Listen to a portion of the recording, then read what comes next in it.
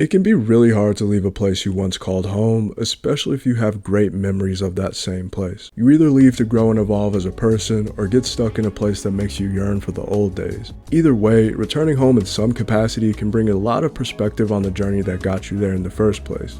Even if it's just for one last go-around before you move on from everything for good. From a basketball perspective, sometimes it just feels right to see certain players back in certain jerseys. Depending on how it ends, there's always a thought that maybe they'd come back at some point after the next chapters of their careers are over. But when it becomes reality, all the memories you had start flooding in. My name is Caleb, and I think it's pretty cool to see players return to the teams where they had the best moments of their careers for one last go-round. I think it represents the larger idea of leaving home and having new experiences, and then returning home as a new person with new ideas. Even though a lot of homecoming stints in the NBA don't last that long and can sometimes even be the final stop of a player's career, it's almost like the basketball world is correcting itself by putting different players back in the places they spent their primes. So today, we're going to talk about a few players who came back to the teams you mostly identify them with, and what brought them back. And in my time growing up watching the NBA, one of the first real superstar players I personally remember going back to the place they made their name was Allen Iverson back to Philly. I know we're living in an era where AI, as in artificial intelligence, is everywhere, and I really miss the times where when you heard those two letters, your mind immediately went to this man. AI's prime in Philly was a little before my time, so I wasn't old enough to watch his MVP season and finals run in 2001, but I still recognize his impact on the league, not only from a basketball standpoint, but from a culture standpoint also. Just as a smaller guard and pound for pound one of the best scorers ever, he was able to put together a Hall of Fame career during his first 10 years in Philly, and during those 2 years in Denver playing alongside a young Melo, which were really my first memories of watching Allen Iverson. In 2008, when he was traded to Detroit for Chauncey Billups, it was the part of his career where he started to wear jerseys that you never really imagined him wearing. He was still good on the Pistons, but the thing people probably remember most from that 1 year he was there was when he cut his braids at the All-Star game in 2009. If that didn't symbolize the end of an era, I don't know what did, but the real nail in the coffin for AI's career was that brief 3-game stint he played for the Grizzlies at the beginning of the 2009-10 season. It was his first time playing in a role off the bench, and the two mutually parted ways after they figured the partnership wasn't going to work out. He was mulling retirement for a bit, but he had one last round of NBA basketball left to play in his career.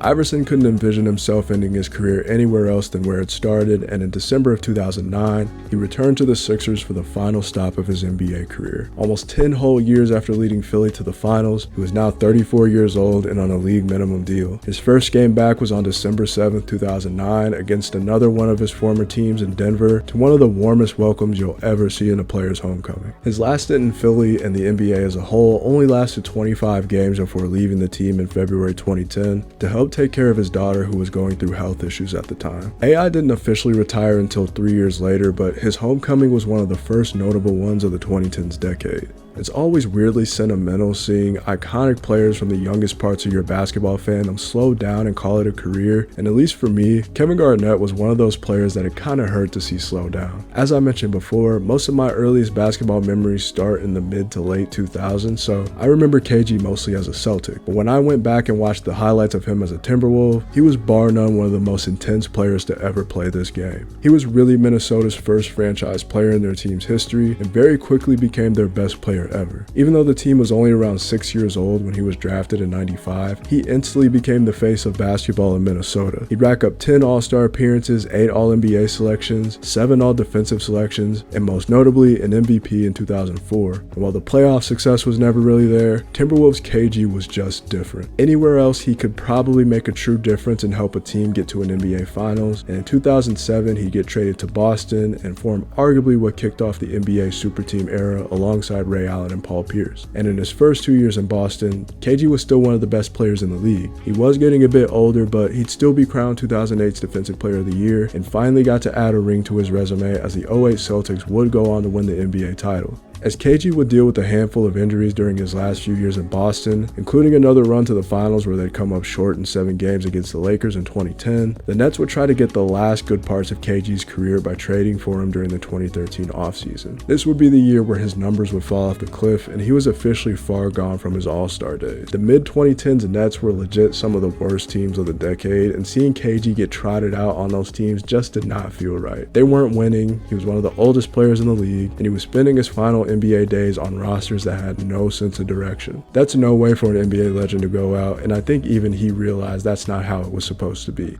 So near the trade deadline of February of 2015, he'd waive his no-trade clause for specifically one team, the Minnesota Timberwolves. He was traded to the Wolves for Thad Young, and he was back in the city where he became the big ticket. He'd spend the rest of that season and the 2015-16 season back in Minnesota before calling it a career after 21 seasons. It's funny looking back on this homecoming, especially since KG would end up being teammates with that young Wolves core from back then, and Karl Anthony Towns, Andrew Wiggins, and Zach LaVine. And even though he is currently the best player in franchise history, he did say in his Hall of Fame speech that he regrets never getting Minnesota a chip. But some homecomings do end up with a Larry O'Brien in the end. Maybe the most famous return to their old team ever is LeBron going back to Cleveland in 2014. Obviously, in hindsight, it made a lot of sense looking at the direction the team was going at the time, but the way he left originally, you would have thought that he'd be banned from the city of Cleveland at some point. A lot of people say time heals all wounds, and it couldn't be more true in this case specifically. LeBron's first stint in Cleveland made a lot of kids that were around my age at the time fall in love with the game of basketball.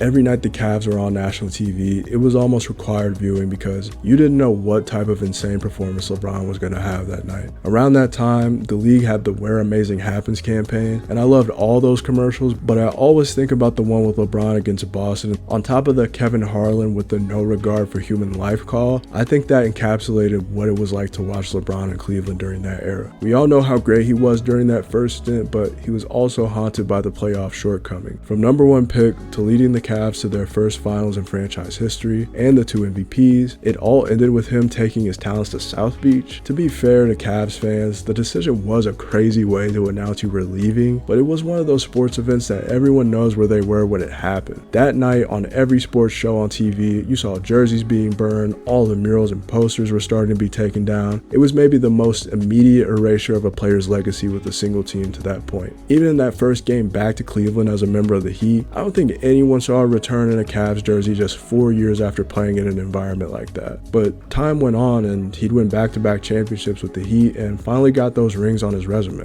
By 2014, he was even being perceived a bit better in Cleveland by that point, as fans were even rushing the court in hopes of a homecoming. And sure enough, in the 2014 offseason, he'd make his way back to Cleveland with a much better roster than he'd had before. While this homecoming wasn't near the end of LeBron's career, as he is still playing 7 years after he left Cleveland again, it was the last time that we kind of saw him at his peak where he was unanimously considered the best player in the league, and for some, it was the best stint of his career. 4 straight finals appearances in 4 years, including the NBA championship in 2016 after taking down arguably the greatest regular season team of all time in the Warriors. And you can't forget about his last playoff run in Cleveland in 2018 where we saw one of the most insane carry jobs to the finals, where my Pacers were unfortunately a victim, but just as a basketball fan in general, I'll never forget that run.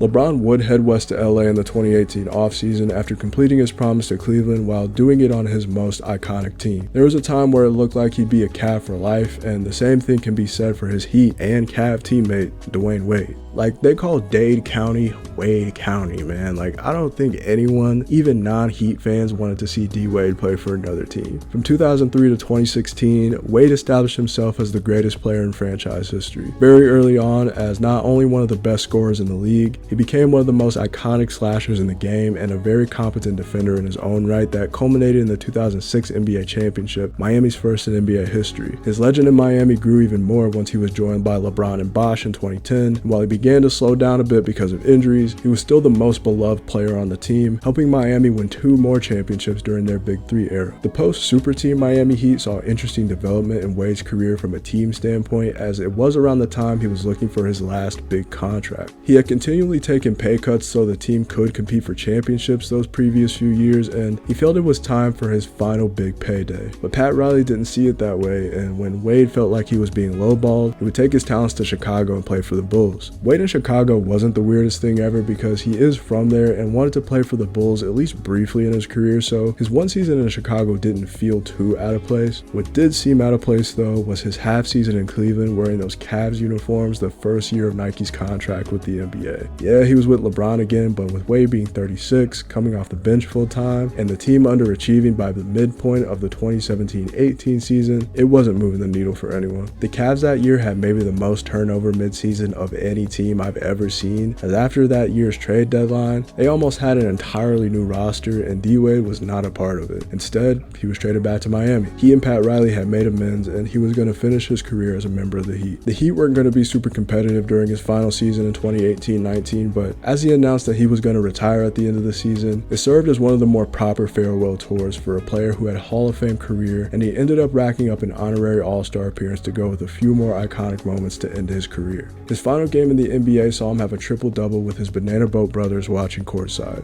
We all know the Banana Boat crew of D-Wade, LeBron, CP3, and Melo, four of the best players of their era who are also self-proclaimed best friends off the court. Melo and CP3 would kind of become NBA journeymen throughout the rest of their careers, and Chris Paul would be the third and final member of the group to have an NBA homecoming and one of the places he spent his prime. Chris Paul has played for so many teams at this point that a return to one of his former homes was inevitable, but it feels right that it's the Clippers. Him going back to New Orleans with a Pelicans jersey on would not have made sense, but when they were the Hornets and Chris Paul was finishing top 5 in MVP voting from time to time, he was the best point guard in the league. He came into the league as an undersized but prototypical point guard that didn't have a true weakness in any aspect of his game. I've seen people do a bit of revisionist history on his time in New Orleans recently, but Hornets Chris Paul is genuinely one of the greatest point guards of all time. Those teams didn't have many great rosters though, as they'd never make it past the second round of the playoffs, but needing a change of scenery, he was traded to the Clippers in 2011, changing the trajectory of that franchise forever. Chris Paul was really the catalyst to making the Clippers a seriously competitive team, really for the first time in franchise history, and was the architect of the Lob City era where Blake Griffin and DeAndre Jordan were creating posters against every team across the league. CP3 arguably spent his prime in LA and is arguably their best player in franchise history, but their ending was also kind of ugly. They'd endure playoff downfall after playoff downfall, and he catched the injury bug during his final 2 years in LA.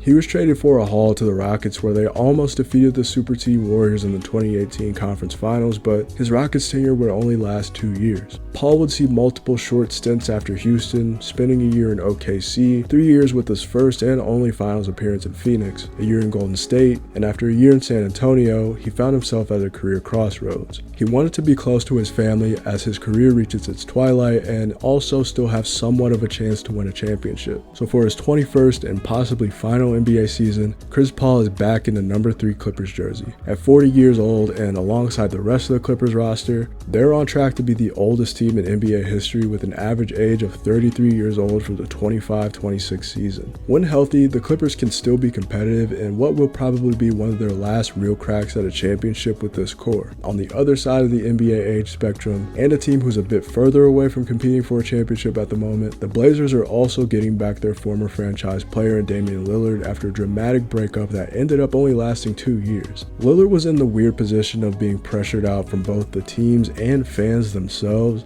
as the Blazers wanted to go younger and the fans wanted to see Dame compete for a championship. The Blazers never truly got close to winning a ring in his first stint there, but he provided some of the greatest clutch moments in NBA history as he made sure that everyone knew that if he had the ball in his hands late in the game, he was going to make a play.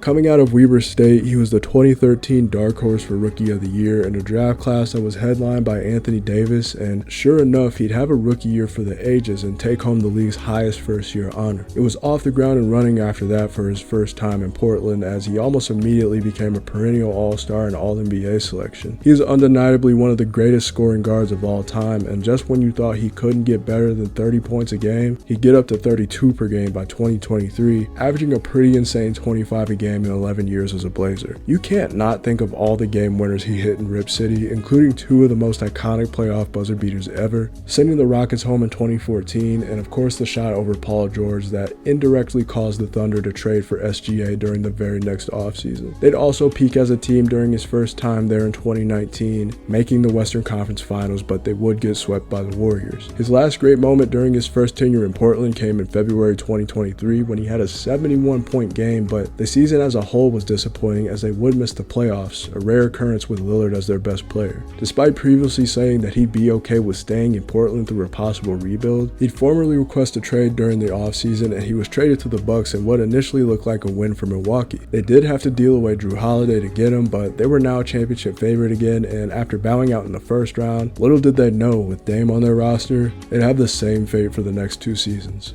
Dame was getting older and slowing down a bit, but he was still one of the best scorers at the guard position in the league. But Dame and Giannis's games really did not complement each other that well, and the overall fit with the rest of the roster didn't end up meshing like people thought it would. In his last game as a Buck during round 1 of the 2025 playoffs, he tears his Achilles and unknowingly put an end to his time in Milwaukee. His last moment sitting on the floor knowing that he was done for the series and more than likely most of the next season was an unfortunate but symbolic time of his 2 years in Milwaukee. As a surprise to him and the wider NBA world, the Bucks waived Dame and would stretch out the remaining $103 million left on his deal. He was now free to join another contender or even possibly his main trade destination just 2 years earlier in the Miami Heat. I think everyone expected Dame to find his way back to Portland before ending his career, but I'm not sure anyone anticipated him going back so soon. Just 2 weeks after he was waived, Dame and the Blazers came to an agreement on a 3-year deal to bring him back and possibly end his career in Portland. Maybe the most emotional and anticipated initial return out of anyone we've talked about today, Damian Lillard being back in a Blazers jersey is just one of those NBA pairings that feels right.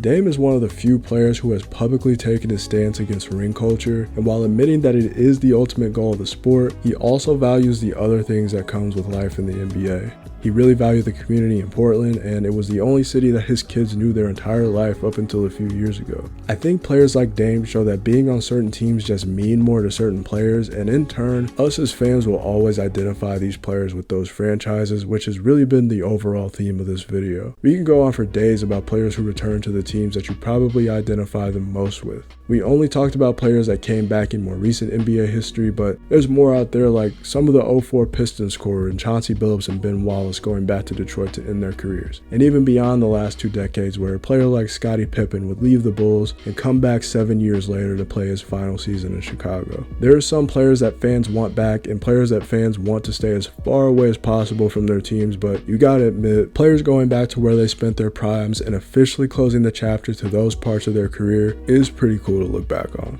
My name is Caleb. If you want to support the channel, please like and subscribe. I appreciate y'all for watching, and I'll catch you on the next one.